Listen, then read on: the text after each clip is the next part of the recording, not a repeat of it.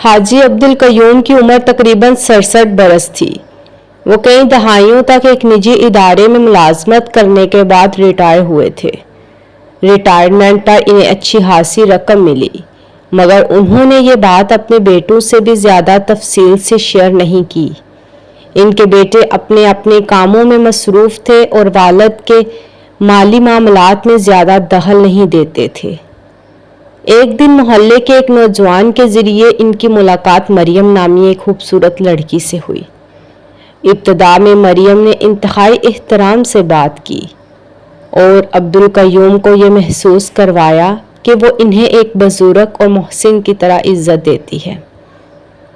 चंद ही दिनों में phone calls और पैगामात का सिलसिला बढ़ गया। मरियम कभी किसी ज़रूरत का जिक्र करती, कभी एक परेशानी सुनाती और कभी अब्दुल कयूम की तारीफ़ों के पुल बांध देती। आहिस्ता आहिस्ता बुजुर्ग को यकीन होने लगा कि शायद मरियम वाकई उनसे खास ताल्लुक़ रखती है। यही वो मकाम था जहां धोखे का असल जाल मजबूत होना शुरू हुआ। दोनों की मुलाकातें भी होने लगीं। चूँकि मरियम हर जगह अब्दुल कयूम को बुजुर्ग का दर्जा देकर पेश करती, इसलिए लोगों को भी यही लगता कि शायद वो किसी जानने वाले की बेटी के साथ हैं। अब्दुल कयूम इस ताल्लुक़ को अपने दिल में एक नई खुशी समझने लगे। मरियम ने पहले छोटी छोटी चीज़ों की फरमाइशें शुरू की, कभी महंगा लिबास, कभी मोबाइल, कभी शॉपिंग के लिए रकम। अब्दुल कयूम हर बार ये सोचकर पैसे दे देते कि अगर कोई इनसे मोहब्बत और इज्जत से पेश आ रहा है तो इसकी मदद करने में क्या हर्ज है। चंद हफ्तों बाद मरियम ने एक महंगे फ़ोन की ख्वाहिश जाहिर की। अब्दुल कयूम ने इसे फ़ोन देने की हामी भर ली, लेकिन साथ ही मरियम से अकेले मिलने की ख्वाहिश भी जाहिर कर दी। मरियम ने फ़ौरन एक नया मंसूबा बना लिया और कहा कि अगर वो वाकई उससे मिलना चाहते हैं तो पहले एक छोटा सा मकान किराए पर लेना होगा। उसने मकान के एडवांस और दीगर अखराजात के नाम पर 60,000 रुपये मांगे।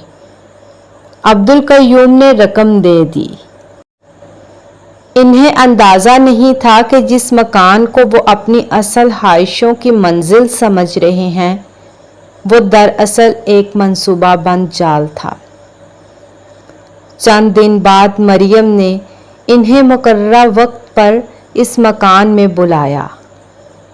अब्दुल कयूम वहाँ पहुँचे तो मरियम पहले से मौजूद थी। कुछ देर बाद अचानक दूसरे कमरे से दो नौजवान निकल आए। दरवाज़ा बंद कर दिया गया और अब्दुल कयूम को धमकियां दी जाने लगीं। इन लोगों ने उनका मोबाइल फ़ोन छीन लिया। इन्हें मजबूर किया कि घर फ़ोन करके कहें कि वो रात एक दोस्त के घर रुकेंगे। इसके बाद इनसे बैंक कार्ड और दीगर मालूमात हासिल की गई। मरियम पहले ही इनके माली मामलात के बारे में काफ़ी मालूमात हासिल कर चुकी थी।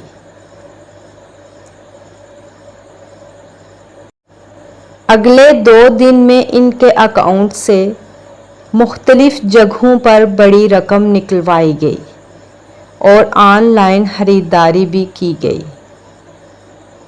मजमूई तौर पर तकरीबन 28 लाख रुपए इनके अकाउंट से गायब हो गए। लेकिन धोखे का सबसे खतरनाक हिस्सा अभी बाकी था। इन लोगों ने अब्दुल कयूम की कुछ काबिल इतराज़ वीडियो बना ली और इन्हें धमकी दी कि अगर उन्होंने किसी को बताया तो वो वीडियोस इनके ख़ानदान और जानने वालों तक पहुंचा दी जाएंगी।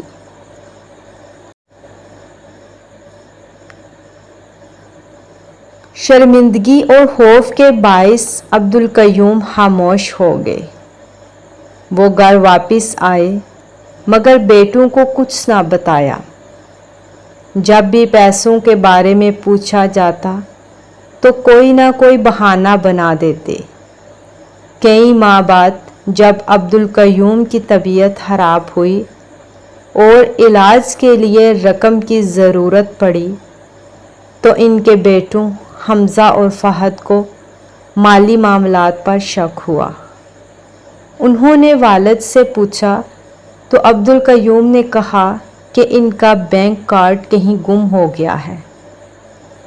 بیٹوں نے بینک سے تفصیلات حاصل کی تو انہیں معلوم ہوا کہ اکاؤنٹ سے مسلسل بڑی بڑی رقوم خرچ ہوئی تھی۔ انہوں نے مختلف دکانوں اور مقامات سے معلومات حاصل کرنا شروع کی۔ ایک جگہ کی پرانی CCTV فوٹیج بھی مل گئی جس میں عبدالقیوم خود کارڈ استعمال کرتے ہوئے نظر آ رہے تھے۔ جب بیٹوں نے والد سے دوبارہ پوچھا تو وہ پھر خاموش ہو گئے۔ آخر کار حمزہ نے ان کے پرانے دوست رشید صاحب سے مدد مانگی اور کہا کہ شاید والد ان سے کوئی ایسی بات کر سکیں جو اپنے بچوں سے نہیں کر پا رہے۔ رشید صاحب نے عبدالقیوم سے اکیلے میں بات کی اور انہیں یقین دلایا کہ جو کچھ ہوا ہے اسے چھپانے کے بجائے سچ بتانا بہتر ہے۔ کافی دیر خاموش رہنے کے بعد عبدالقیوم کی آنکھوں سے آنسو نکل آئے۔ انہوں نے شروع سے آخر تک پوری حقیقت اپنے دوست کو بتا دی۔ اب معاملہ صرف پیسوں کا نہیں تھا بلکہ ایک منظم دھوکے، بلیک میلنگ اور لوٹ مار کا تھا۔ خاندان نے قانونی مدد لینے کا فیصلہ کیا اور معاملہ متعلقہ اداروں تک پہنچا۔ اس واقعے نے عبدالقیوم کو اندر سے توڑ دیا مگر ان کے خاندان کے لیے یہ ایک بڑا سبق بن گیا۔ محبت، توجہ اور تعریف کی خواہش انسان کو کبھی کبھی ایسے فیصلے پر مجبور کر دیتی ہے جن کا نقصان پوری زندگی برداشت کرنا پڑتا ہے۔